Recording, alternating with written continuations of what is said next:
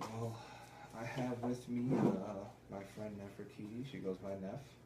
Why don't you introduce yourself a little bit and talk about what got you into gaming and playing Street Fighter and other fighting games? I'm Neff. Um, I don't know, I came out here from North Carolina a long time ago. I met a lot of friends. But I got into fighting games actually from my grandma and my grandmother's partner. Um, Street Fighter 2 was the first game I ever played. And we had a lot of fun growing up over the years, just going over their houses. When I was a kid, my family created a really tight bond with another family in the same situation. And all the boys there played fighting games as well. And somehow I just always felt, I don't know, drawn to or compelled to play as well. I do remember a little stint when I was a kid where I only would watch people play, but my older brother actually moved away when he was 16. And so I couldn't watch anyone play anymore. I had to play myself. And me and my sister always play games together as well. So I kind of grew up always playing those types of games and always being surrounded by people who like those games, which just so happened to be dudes. Yeah, that's usually the case with fighting games and video games in general. You kind of had a similar start to how I started playing. Um, so, what kind of brought you into more of the competitive scene? I know a lot of people can play those games casually, but it takes a certain sort of effort to play them at a competitive level. What was, I guess, your drive behind that and wanting to play at a more of a competitive than a casual sort of setting? I'd always been interested in it, and I kind of heard rumors as a kid growing up about tournaments and stuff. Um, when I was in high school, my boyfriend and all of our friends decided to play Guilty Gear together and have little tournaments. That was before I moved out here to Arizona. We did that for a little while, and then when I moved to Arizona, I joined the QCF Fighting Games Club, where they had tournaments all the time, and that really let me see what it's like to play against other people and just kind of slowly opened the world to what tournament play really was, pro level play. And I slowly just learned more about it when I moved out here to Arizona. Awesome. So I take it when you first started playing here in Arizona in the competitive community at UAT and whatnot, you probably noticed that there wasn't a lot of other girls playing fighting games in particular. You might have seen some girls playing some other games, but how did that make you feel that you knew that you were kind of probably the only girl playing these fighting games with a bunch of other guys? I guess I guess you could say I'd been used to it, but up until that point anyway. And UAT doesn't have a lot of girls in general going to the school. So even if I never even played competitive games, I always knew I was going to be a minority. Um, but I guess it's a testament to the people that I was playing with, because I never felt like people were um, looking down on me or questioning my desire to get better, or my love of the games. I always felt included, and that's what I really liked the most. That's why I stayed. So it's a really strong and supportive community. That's really good. Um, but yeah, so you being the only female gamer pretty much in that group, um, what did you think kept other females away from that? Like, maybe did you know any girls that played fighting games but maybe just were never really interested in getting into the competitive scene, or maybe had some other reasons? I know that it can kind of be a very sexist and sort of environment with a lot of guys around. Do you think that kind of contributed to keeping females away from playing? I don't think sexism was an issue, but I think that the nature of it, the competitiveness, um, a lot of aggression sometimes just coming out in just emotional instances, that might be seen as hostile to some people who aren't used to those situations, who might read it the wrong way. Even people who just weren't used to what fighting games are all about might see that as that aggression as the kind of a turn off, I would say, because there's hype moments and then there's also quote unquote saltiness, or times when people get extremely upset visibly. And out of context, that might be off-putting to some people, especially like to say like a girl who's not used to that environment. Um, uh, Also, in that particular moment at that school, a lot of the girls like to play certain games that weren't being played. So like Soul Calibur was very popular among a lot of the girls that I noticed would play, but we didn't play Soul Calibur very often at all. Now, do you think that's because Soul Calibur seems like more of a casual game? Like, I've been kind of tackling this issue in my head a lot lately.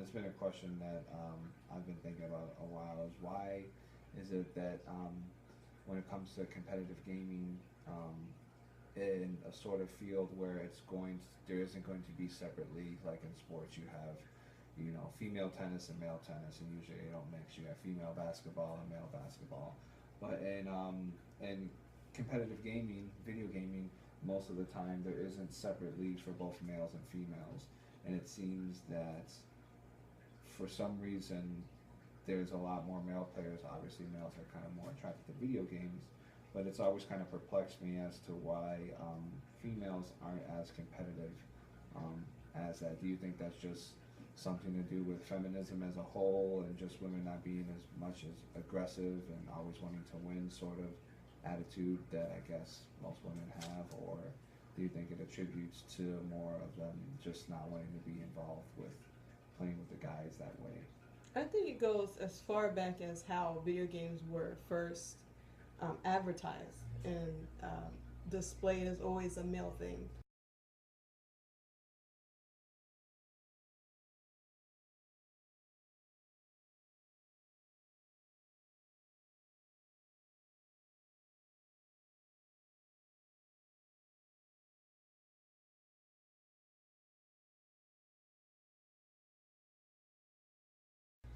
I remember visiting North Carolina once, and my little brother had some friends over playing games, and there was a sister. She wanted to play, and they just really tried to exclude her, and that it hurt me to see that it's that young.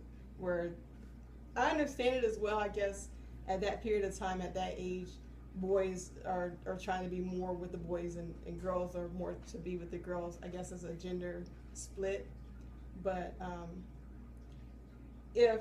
if so few women are introduced to video games in the beginning, by the time they get to my age, or I guess the competitive level age, 16 to 20, they don't even have the basic video game skills, or what's the word? Fundamentals.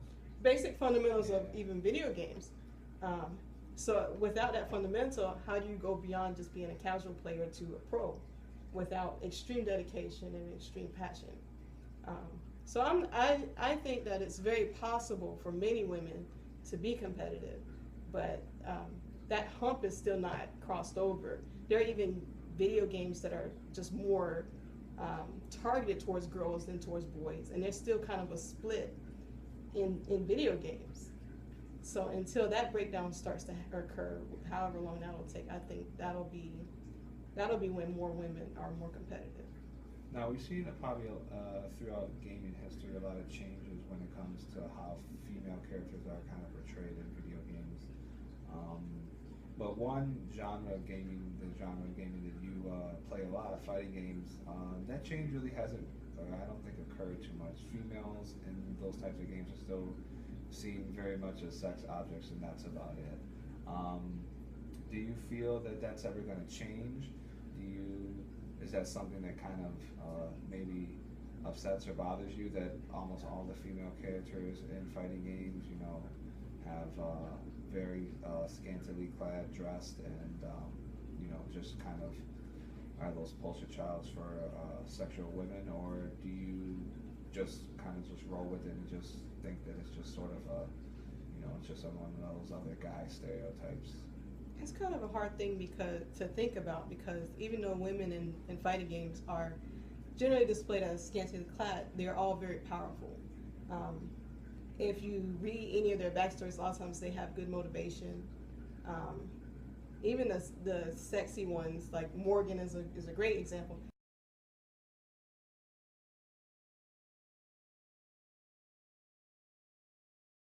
she's a succubus. That's what she's supposed to do. Right. You can't get angry at. That's her nature. Yeah. Other characters like Chun-Li, my favorite. She's a police detective.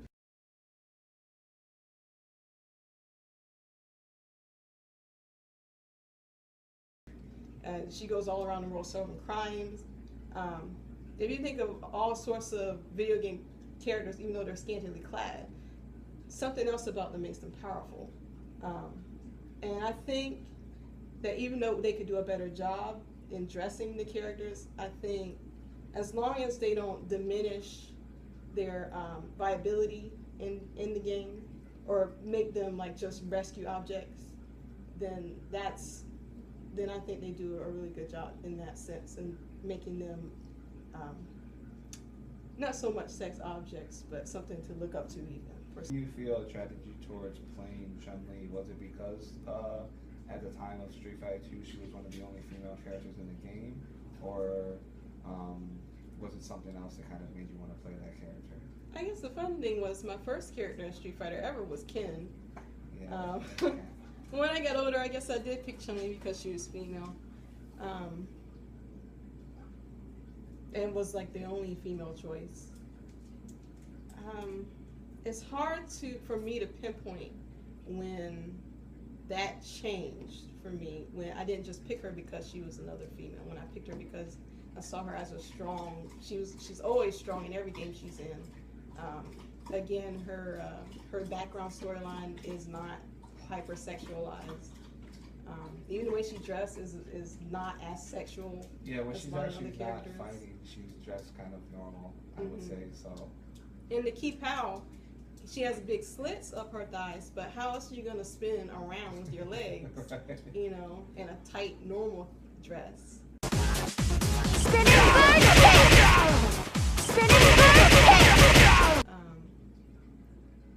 So I guess my love for her started, normally, just because she was a girl character, and it matured for respect for the actual character in the game. All right, well, Neff, I want to thank you for sitting down and having a little chit chat with me about video games and sexism and feminism in video games. Again, this has been Nefertiti. I'm Kyle. Peace. Hello. In this section, I'm going to do some relationship questions. I have two of my good friends sitting here beside me. So why don't you guys go ahead and introduce yourselves? My name is Frank, and this is my wife, Michelle. All right, so Frank and Michelle, how long have you guys known each other? Probably about 15, 16 years. Since we were about 14, we met in high school. All right, and when did you guys start seriously dating? 2009, so it's been going on 5 years. Okay. All right, now you guys are married now. You've been married for, it's almost, what, 3 years? Almost 3 years.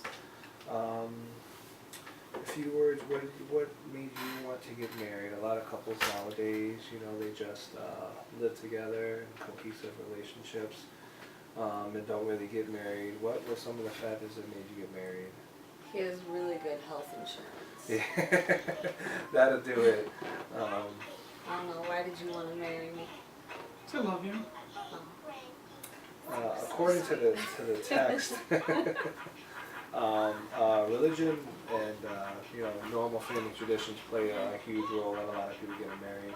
Was that any factor in you guys getting married?